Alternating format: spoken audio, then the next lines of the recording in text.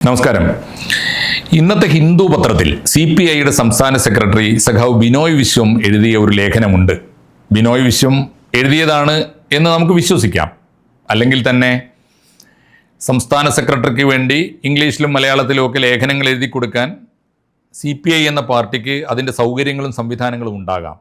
എന്നാലും സഖാവ് ബിനോയ് വിശ്വത്തിൻ്റെ പേരിൽ ഒരു ലേഖനം ഇന്നത്തെ ഹിന്ദു പത്രത്തിൽ വന്നിരിക്കുന്നു എന്ന് പറയുന്നതാവും ശരി. പക്ഷേ ആ ലേഖനത്തിൻ്റെ തലക്കെട്ട് എന്താണ്? A needless controversy over Bharat Mata, അഥവാ ഭാരതമാതാവിനെ ചൊല്ലി ഒരു അനാവശ്യ വിവാദം എന്നാണ് തലക്കെട്ട്. ഏതായിരുന്നു ആ വിവാദം എന്ന് നമുക്ക് ഓർക്കാൻ എളുപ്പമുണ്ട്. സമീപകാലത്ത് കേരളത്തിലുണ്ടായ ഏറ്റവും പുതിയ രാഷ്ട്രീയ വിവാദം അതായിരുന്നല്ലോ. നമ്മുടെ പരിസ്ഥിതി ദിനത്തിൽ കേരളത്തിൻ്റെ കൃഷി വകുപ്പ് ഇക്കൊല്ലത്തെ പരിസ്ഥിതി ദിനാഘോഷം രാജ്ഭവനിൽ വെച്ച് നടത്താൻ തീരുമാനിക്കുന്നു. ഗവർണർ അത് സന്തോഷപൂർവ്വം സ്വീകരിക്കുന്നു. ഗവർണർ ഉദ്ഘാടനം ചെയ്യാമെന്ന് ഏൽക്കുന്നു. കൃഷിമന്ത്രി പങ്കെടുക്കുമെന്ന് തീരുമാനിക്കുന്നു.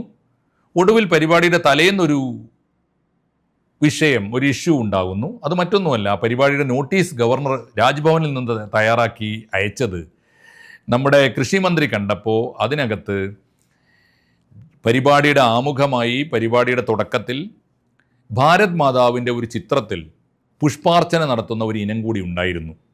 അത് കൃഷിമന്ത്രിക്ക് പിടിച്ചില്ല. അദ്ദേഹം പ്രകോപിതനാകുന്നു. ആ പരിപാടി റദ്ദാക്കുന്നു. സെക്രട്ടേറിയറ്റ് ദർബാർ ഹാളിലേക്ക് പരിപാടി മാറ്റുന്നു. മാത്രമല്ല, ഗവർണർക്കെതിരായി സർക്കാരിൻ്റെ പക്ഷത്തു നിന്ന് ആദ്യത്തെ വിവാദമുയരുന്നു. സത്യത്തിൽ ഈ ഗവർണർ ആർലേക്കർ വന്നതിന് ശേഷം സർക്കാരും ഗവൺമെൻറ്റും ഗവർണറും തമ്മിലുള്ള ഇടപാടുകൾക്ക് ഒരു വലിയ മാറ്റം വന്നിരുന്നു. തീർച്ചയായിട്ടും വലിയ മാറ്റമാണ്. കാരണം ഇതിനു മുമ്പുള്ള ഗവർണർ, നമ്മുടെ ആരിഫ് മുഹമ്മദ് ഖാൻ ഗവർണറായിരുന്ന കാലത്ത് ഒരു വഴക്കാളിയുടെ ശീലമായിരുന്നു അദ്ദേഹത്തിന്. കേരള ഗവൺമെൻറ്, തിരഞ്ഞെടുക്കപ്പെട്ട സർക്കാർ എന്ത് തീരുമാനമെടുത്താലും അതിനെ എങ്ങനെയാണ് ഗവർണർ എന്ന അധികാരം ഉപയോഗിച്ചിട്ട് എതിർക്കേണ്ടത്, എങ്ങനെയാണ് തടയിടേണ്ടത്, എങ്ങനെയാണ് അത് നടപ്പാക്കാതിരിക്കേണ്ടത് എന്ന് ആലോചിച്ചുകൊണ്ടേയിരുന്ന് പരസ്യമായി കലഹം കൂട്ടിക്കൊണ്ടിരുന്ന ഒരു വഴക്കാളിയായിരുന്നു ആരിഫ് മുഹമ്മദ് ഖാൻ. ആർലേക്കർ പക്ഷേ അങ്ങനെയല്ല. അദ്ദേഹത്തിന് കൃത്യമായ രാഷ്ട്രീയമുണ്ട്. അദ്ദേഹം കേന്ദ്ര ഗവൺമെൻറ് പ്രതിനിധിയാണ്. അദ്ദേഹം RSSും BJPയുമായി ബന്ധമുണ്ടാകാം. പക്ഷേ അദ്ദേഹം വിവാദങ്ങളെയൊക്കെ വളരെ സംവാദാത്മകമായൊരു തലത്തിലേക്കാണ് മാറ്റിയത്. രാജ്ഭവൻ കേന്ദ്രീകരിച്ച് അദ്ദേഹം വലിയ സംവാദങ്ങൾ സംഘടിപ്പിക്കുന്നു. അതിൽ അദ്ദേഹത്തിന് ഇഷ്ടമുള്ളവർ പങ്കെടുക്കുന്നു, താല്പര്യമുള്ളവർ പോകുന്നു, അതിൽ ഇടപെടുന്നു. അദ്ദേഹം മാധ്യമപ്രവർത്തകരുടെ യോഗം വിളിക്കുന്നു. അദ്ദേഹം പോകുന്ന പരിപാടികളിലൊക്കെ ആശയപരമായ സംവാദങ്ങൾ ഉയർത്തുന്നു. കേരളത്തിൻ്റെ ഒരു സംസ്കാരത്തിന് ചേർന്ന മട്ടിലുള്ള രാഷ്ട്രീയ സംവാദങ്ങൾക്കാണ് ഗവർണർ മുൻകൈയെടുത്തത്. അതുകൊണ്ട് കാര്യമായൊരു കുഴപ്പമുണ്ടായിരുന്നില്ല. കേരളത്തിലെ ഗവൺമെൻറ്റിന് വലിയ തലവേദനയൊന്നും അദ്ദേഹം ഇതുവരെ ഉണ്ടാക്കിയിട്ടില്ല. അതുകൊണ്ട് ഈ ഗവർണറോട് പരമാവധി രമ്യതയിൽ പോകാൻ കേരളത്തിൻ്റെ മുഖ്യമന്ത്രിയും സർക്കാരും തീരുമാനമെടുത്ത് ആരോഗ്യകരമായ ലക്ഷണങ്ങൾ കണ്ടു തുടങ്ങിയ ഒരു ഘട്ടത്തിലാണ് സർക്കാരിൻ്റെ ഇടതുപക്ഷ മുന്നണിയിലെ രണ്ടാമത്തെ പ്രബല കക്ഷിയായ CPI മുൻകൈയെടുത്ത് ഗവർണർക്കെതിരായി ഒരു സമരമുഖം തുറക്കുന്നത്. അല്ലെങ്കിൽ ഈ ഗവർണറുടെ കാലത്ത് ആദ്യമായി കേരള ഗവൺമെൻറ്റിൽ നിന്ന് ഗവർണർക്കെതിരെ കലാപം പ്രഖ്യാപിക്കുന്നത്, ഗവർണറോട് വിയോജിപ്പ്, ഗവർണറെ വെല്ലുവിളിച്ച്, ഗവർണർ വിമർശിച്ച്, ഗവർണറെ ആക്ഷേപിച്ച് രംഗത്ത് വരുന്നത് ആദ്യമായിട്ട് ആരാണ്? CPI എന്ന പാർട്ടിയുടെ മന്ത്രിയാണ്. അത് കഴിഞ്ഞ് CPI പാർട്ടി തന്നെയാണ്. മാത്രമല്ല, ഗവർണർക്കെതിരായി ബദൽ പരിപാടികളുമായി കേരളത്തിലാകെ CPI പിന്നീട് ചെറിയ തോതിലെങ്കിലും ശ്രമങ്ങൾ നടത്തുകയും ചെയ്തു. അങ്ങനെയാണെങ്കിൽ ഈ ലേഖനത്തിൻ്റെ തലക്കെട്ട് എന്താണ്? സഖാവ് ബിനോയ് വിശ്വം പറയട്ടെ. നീഡ്ലെസ് എന്ന് അദ്ദേഹം പറയുന്നുണ്ടല്ലോ. അദ്ദേഹം പറയുന്നത് അനാവശ്യമാണ് ഈ വിവാദം എങ്കിൽ ആരാണ് സഖാവെ അത് ഉണ്ടാക്കിയത്? CPI ഉണ്ടാക്കിയ ഒരു വിവാദം അനാവശ്യമാണ് എന്ന് മാലോകരോട് തുറന്നു പറയുന്നുണ്ടെങ്കിൽ അതൊരു ഏറ്റുപറച്ചിലല്ലേ? അതൊരു കുമ്പസാരമല്ലേ? അതുകൊണ്ട് അത് ആരോടാണ് ഏറ്റുപറയേണ്ടത്? മലയാളത്തിൽ അദ്ദേഹം എവിടെയെങ്കിലും ഈ ലേഖനം എഴുതിയിട്ടുണ്ടോ എന്ന് എനിക്കറിയില്ല. ഇംഗ്ലീഷിൽ ഇങ്ങനെ ഒരു ലേഖനം എഴുതിയാൽ അതിൻ്റെ താല്പര്യം എന്താണ്?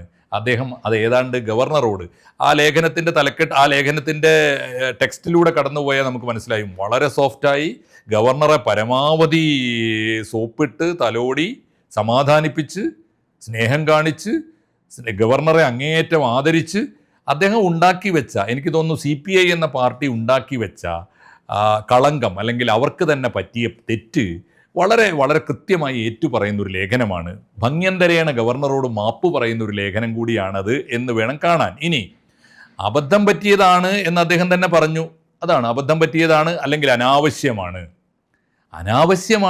ആണെങ്കിൽ തീർച്ചയായിട്ടും തെറ്റുപറ്റി എന്നാണല്ലോ അർത്ഥം. അതല്ല, അനാവശ്യമല്ല, അനിവാര്യമായ വിവാദമായിരുന്നെങ്കിൽ ഗവർണർ RSSന്റെ പ്രത്യയശാസ്ത്രം നമ്മുടെ രാജ്ഭവനിലൂടെ പ്രചരിപ്പിക്കാൻ ശ്രമിക്കുന്നു എന്നാണല്ലോ CPI പറഞ്ഞുകൊണ്ടിരുന്നത്.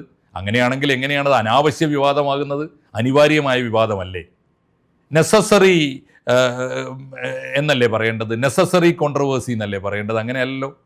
അതുകൊണ്ട് ഈ ലേഖനം ഈ സമയത്ത് ഇംഗ്ലീഷിൽ എഴുതുന്നതിൻ്റെ പിന്നിൽ വളരെ കൃത്യമായൊരു താല്പര്യമുണ്ട്.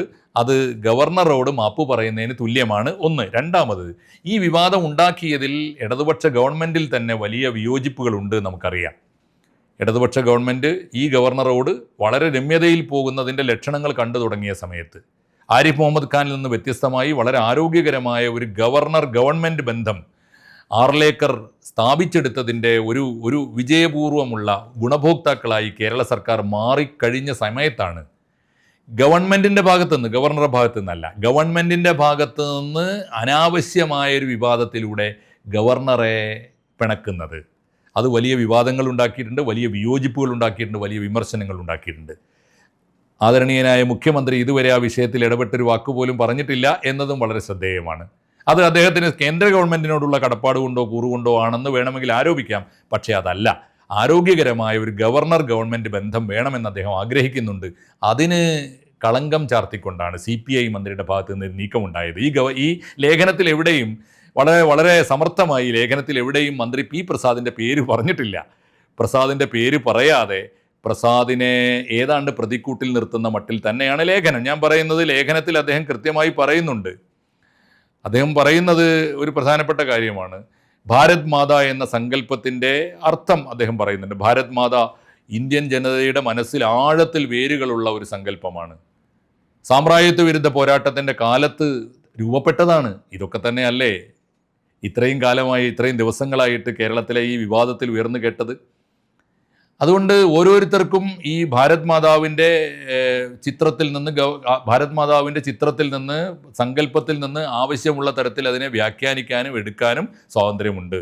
ആർലേക്കർക്ക് വേണമെങ്കിൽ RSSൻ്റെ വെർഷൻ, RSS സങ്കല്പിച്ച് RSS സ്വീകരിച്ചിരിക്കുന്ന ഭാരത് മാതാവിൻ്റെ ചിത്രം സ്വീകരിക്കാം. അതിന് അദ്ദേഹത്തിന് സ്വാതന്ത്ര്യമുണ്ട്. പക്ഷെ അത് രാജ്ഭവനിലായിപ്പോയി എന്നൊരു മൈന്യൂട്ടായിട്ടുള്ള വളരെ ചെറിയ ഒരു വിയോജിപ്പ്. രാജ്ഭവനിലേക്ക് രാജ്ഭവനിലേക്ക് നിയോഗിക്കപ്പെടുന്ന ഉദ്യോഗസ്ഥൻ്റെ രാഷ്ട്രീയം എന്താണോ, അദ്ദേഹത്തിൻ്റെ വിശ്വാസം എന്താണോ, അദ്ദേഹത്തിൻ്റെ സംസ്കാരം എന്താണോ, അത് ഏതൊരു ഇന്ത്യൻ പൗരൻ്റെയും ഔദ്യോഗിക വസതിയിൽ നിയോഗിക്കപ്പെടുന്ന ആളുകൾ സ്വീകരിക്കുമെന്നത് ആർക്കാണ് അറിഞ്ഞുകൂടാത്തത്? ബിനോയ് വിശ്വത്തിന് അറിയാത്തതല്ലല്ലോ. അതുകൊണ്ട് ഇതൊരു അനാവശ്യമായി പോയി, അബദ്ധമായി പോയി, പൊറുക്കേണമേ എന്ന് ഗവർണറോട് പറയുന്ന മട്ടിലാണ് ഈ ഇന്നത്തെ ഇംഗ്ലീഷ് ലേഖനത്തിൻ്റെ പ്രധാനപ്പെട്ട ഒരു താല്പര്യം എന്ന് ഞാൻ വിചാരിക്കുന്നു. ഭാരത് മാതാവിനെ കുറിച്ചുള്ള ശരിയായ സങ്കല്പം അദ്ദേഹം മുന്നോട്ട് വെക്കുന്നുണ്ട്. അതിന് വിവിധങ്ങളായ വ്യാഖ്യാന സാധ്യതകളുണ്ട് എന്ന് അദ്ദേഹം പറയുന്നുണ്ട്. ആർക്കും ഏത് വ്യാഖ്യാനവും സ്വീകരിക്കാമെന്ന് പറയുന്നുണ്ട്. പിന്നെ എന്തിനാണാവോ ആ വ്യാഖ്യാന വ്യത്യാസം അംഗീകരിച്ചാൽ പോരെ? ഗവർണർ അംഗീകരിച്ചു വെച്ചത് RSSൻ്റെ ഭാരത് മാതാവ് ആണെങ്കിൽ ഇത് അനേകം സങ്കല്പങ്ങളിൽ ഒന്നാണ്, ഭാരത് മാതാവിനെ കുറിച്ചുള്ള അനേകം വെർഷനുകളിൽ ഒന്നാണ് ഇത് എന്ന് അവിടെ ചെന്ന് പറഞ്ഞാൽ പോരെ? അത് പറഞ്ഞിട്ട് സംവാദത്തിൻ്റെ ഒരു അന്തരീക്ഷത്തിൽ ആ പരിപാടി കലക്കാതെ വളരെ മനോഹരമായിട്ട് അവസാനിപ്പിക്കാമായിരുന്നില്ലേ? മാത്രമല്ല, പരിസ്ഥിതിയെക്കുറിച്ച് ഏറ്റവും നന്നായി പറയാവുന്ന ഒന്നാണല്ലോ ഭാരത് മാത എന്ന സങ്കല്പം. ഭാരതത്തിൻ്റെ ദേവീ സങ്കല്പം പൂർണ്ണമായിട്ടും പ്രകൃതിയുടെ വാഴ്ത്തുന്ന സങ്കല്പമാണല്ലോ. അത് പറയാമായിരുന്നല്ലോ, അതൊന്നും പറഞ്ഞില്ല. അതുകൊണ്ട് പറ്റിപ്പോയ തെറ്റ് ഏറ്റുപറയുന്ന മട്ടിലാണ് ഈ ലേഖനം എന്നാണ് ഞാൻ പറഞ്ഞു വരുന്നത്. ഒടുവിൽ ഈ ലേഖനം അവസാനിക്കുന്നത് നെഹ്റുവിനെ ഉദ്ധരിച്ചുകൊണ്ടാണ്. നെഹ്റുവിനെ സ്വീകരിക്കാൻ പല യോഗങ്ങളിലും ആളുകൾ മുദ്രാവാക്യം വിളിക്കുമായിരുന്നു. ഭാരത് മാതാ കി ജയ് എന്നായിരുന്നു മുദ്രാവാക്യം. ആലോചിച്ച് നോക്കൂ, അദ്ദേഹം അറിയാതെ പറയുകയാണ്. ഭാരത് മാതാ കി ജയ് എന്ന് വിളിച്ച് അദ്ദേഹത്തെ ജനങ്ങൾ വരവേറ്റപ്പോൾ നെഹ്റു അവരോട് ചോദിക്കുമായിരുന്നു അത്രേ, നിങ്ങൾ എന്താണ് ഈ ഭാരത് മാത എന്ന് പറഞ്ഞ അർത്ഥം? അപ്പോൾ അവർ പറഞ്ഞത് ഭാരതത്തിൻ്റെ മനോഹാരിതയാണ്. തീർച്ചയായിട്ടും ഭാരതത്തിൻ്റെ മണ്ണ്, ഭാരതത്തിൻ്റെ ജീവജാലങ്ങൾ, ഭാരതത്തിൻ്റെ ഭംഗി, ഭാരതത്തിൻ്റെ വൈവിധ്യം ഒക്കെ ചേർന്നതാണ് തീർച്ചയായിട്ടും ഭാരത് മാത.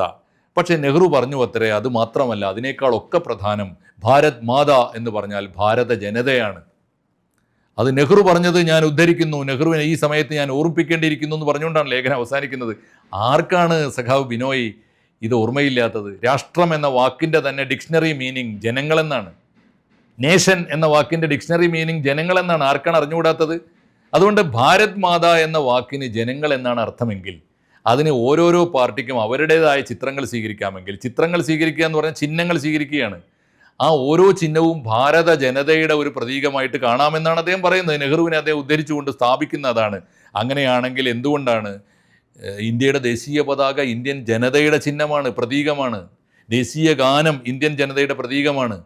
ഭാരത് മാതാവിൻ്റെ ചിത്രം ഇന്ത്യൻ ജനതയുടെ പ്രതീകമാണ്. ആ ചിത്രത്തെ നിങ്ങൾക്ക് ഇഷ്ടമുള്ള വ്യാഖ്യാനങ്ങളിൽ സ്വീകരിച്ചുകൊള്ളുക, അത്രയേ ഉള്ളൂ, അല്ലേ ഉള്ളൂ അർത്ഥം. എന്തിനായിരുന്നു പിന്നെ ഈ കോലാഹലം? അദ്ദേഹം തന്നെ ആവർത്തിച്ച് പറഞ്ഞതുപോലെ നീഡ്ലെസ് ആയിരുന്നു, വേണ്ടാത്തതായിരുന്നു ആ കോലാഹലം. ആരാണ് ഉണ്ടാക്കിയത്? CPI തന്നെയാണ് ഉണ്ടാക്കിയത്. CPIയുടെ മന്ത്രി പി പ്രസാദ് തന്നെയാണ് ഉണ്ടാക്കിയത്. ഇത് തീർച്ചയായിട്ടും അതാണല്ലോ നടക്കുന്നത്. അങ്ങനെയാണെങ്കിൽ ഒരു ചോദ്യം കൂടി അദ്ദേഹം ഉത്തരം പറയേണ്ടി വരും. ഒരു പ്രധാനപ്പെട്ട ചോദ്യം, ഗവർണറെ പ്രതിരോധിക്കാൻ വേണ്ടി CPI കേരളത്തിൽ പിറ്റേന്ന് സംഘടിപ്പിച്ച പരിപാടികളിലൊക്കെ പരിസ്ഥിതി ദിനം, ജൂൺ 6-ാം തീയതി ഒരു പരിസ്ഥിതി ദിനം, ദേശീയ പതാക ഉയർത്തിയിട്ട് ദേശീയ പതാകയെ സല്യൂട്ട് ചെയ്യുക എന്ന് വെച്ചാൽ എന്താ? ഭാരതമാതാവിൻ്റെ ചിത്രത്തിന് പകരം ദേശീയ പതാകയാണ് ഇന്ത്യൻ ജനതയുടെ ചിഹ്നം ആണോ? അങ്ങനെ നെഹ്റു പറഞ്ഞിട്ടില്ലല്ലോ. ഭാരത് മാതാവ് തന്നെ ഇന്ത്യൻ ജനതയുടെ ചിഹ്നമാണ്. എന്നിട്ട് ദേശീയ പതാകക്ക് സല്യൂട്ട് ചെയ്തുകൊണ്ട് എന്താണ് CPI വിളിച്ച മുദ്രാവാക്യം? ഭാരത് മാതാ കി ജയ്. ഭാരത് മാതാ കി ജയ് എന്ന മുദ്രാവാക്യത്തിന് ഇന്ത്യൻ ജനതയ്ക്ക് ജയ് വിളിക്കുന്നു എന്നാണ് അർത്ഥമെന്ന് നെഹ്റു പറഞ്ഞത് അദ്ദേഹം ഉദ്ധരിക്കുന്നുണ്ട്. അങ്ങനെയാണെങ്കിൽ എന്താണാവോ ഭാരത് മാതയും ഭാരതാംബയും തമ്മിൽ വ്യത്യാസം? ഭാരതാംബ രണ്ടും അമ്മയാണ് എന്ന് മറ്റാർക്കും അറിയില്ലെങ്കിലും, അറിയാത്തവരുണ്ടാവാമെങ്കിലും ബിനോയ് വിശ്വത്തിന് അറിയാതെ പോയതല്ലല്ലോ.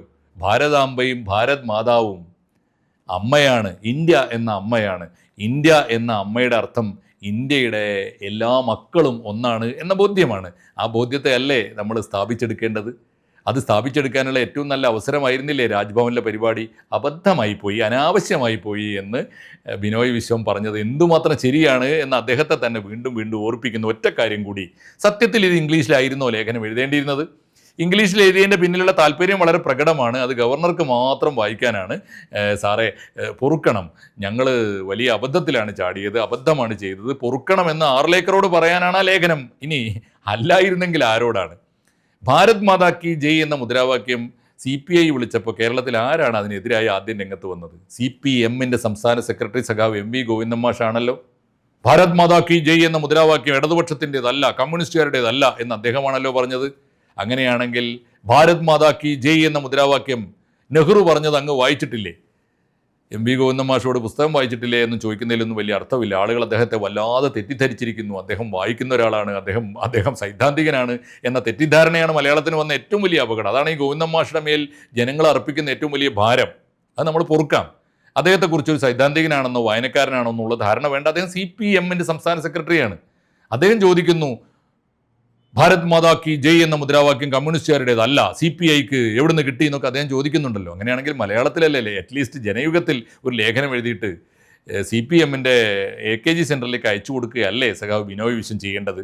വെറുതെ ആവില്ല. അങ്ങയെക്കുറിച്ച് അങ്ങയുടെ പാർട്ടിയിലെ നേതാക്കൾ സ്വകാര്യമായി പറയുന്ന പല വീഡിയോ ക്ലിപ്പുകളും ഇപ്പോൾ പുറത്തു വരുന്നുണ്ടല്ലോ. എറണാകുളത്തെ നേതാക്കന്മാരാണ് പറയുന്നത് 5 പൈസക്ക് കൊള്ളൂല ഈ സെക്രട്ടറി. പറയേണ്ടിടത്ത് വേണ്ട നേരത്ത് പറയാൻ കൊള്ളാത്ത ഒരു നേതാവാണ് ബിനോയ് വിശ്വം എന്ന് സ്വന്തം പാർട്ടിയുടെ അണികൾ, കമലാ സദാനന്ദനെ പോലുള്ള നേതാക്കളൊക്കെ സ്വകാര്യമായി പറയുന്നത്, സ്റ്റേറ്റ് എക്സിക്യൂട്ടീവ് അംഗമാണ്, അങ്ങനെയുള്ള നേതാക്കളൊക്കെ സ്വകാര്യമായി പറയുന്നത് നമ്മുടെ മാധ്യമങ്ങൾ ചോർത്തിയെടുത്ത് പ്രസിദ്ധീകരിക്കേണ്ടി വരുന്നത് വെറുതെ ആവില്ല. അതുകൊണ്ട് ബിനോയ് വിശ്വം സ്വയം പരാജയം ഏറ്റുവാങ്ങുകയാണ്, പരാജയം വിളിച്ചു പറയുകയാണ് ഹിന്ദുവിലെ ഇന്നത്തെ ലേഖനത്തിലൂടെ എന്ന് ഏതു വായനക്കാരനും ഒറ്റ വായനയിൽ മനസ്സിലാവും സഖാവേ. നന്ദി, നമസ്കാരം.